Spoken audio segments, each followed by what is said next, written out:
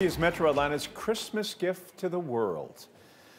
4 feet 9 inches and a just wonder is Brenda Lee, and she's the remarkable performer behind Rockin' Around the Christmas Tree. But did you know she got her start, of course, here in Georgia? We are taking a look back in our Where We Live series, where we explore the little-known past behind some of our city's most iconic narratives.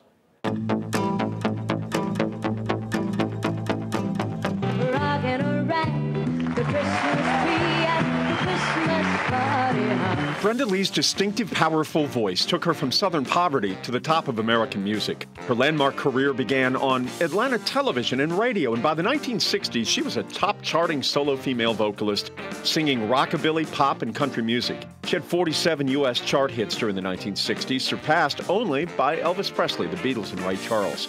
But it was a song by Johnny Marks in 1958 that would make Lee's name synonymous with holiday cheer. She was only 14 at the time. Speaking by phone last week from her Nashville home, she told me she immediately loved the song the first time she had heard it in the office of the legendary Owen Bradley. He had assembled a team of greats to record it with her. It was released as a single that November, but only sold about 5,000 copies, and it didn't do much better the following year in 1959. But it gained traction in subsequent years, eventually selling millions of copies in the 1960s.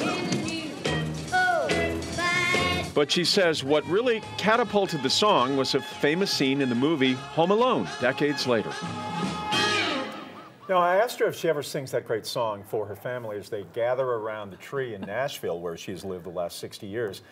And she says she will if asked, but she likes to go caroling with her family, too. And I said, wow. What's it like when people go, wow, that's Brenda Lee singing this? She goes, it's a mixed bag. Sometimes they just close the door on me. Oh, I cannot imagine anyone would close the door on her. Modesty I think is what she's just being humble, right? I think so, too, yeah. Oh, gosh, all 4'9" of her. What a career she has had. She has, been married to the same man since 1963.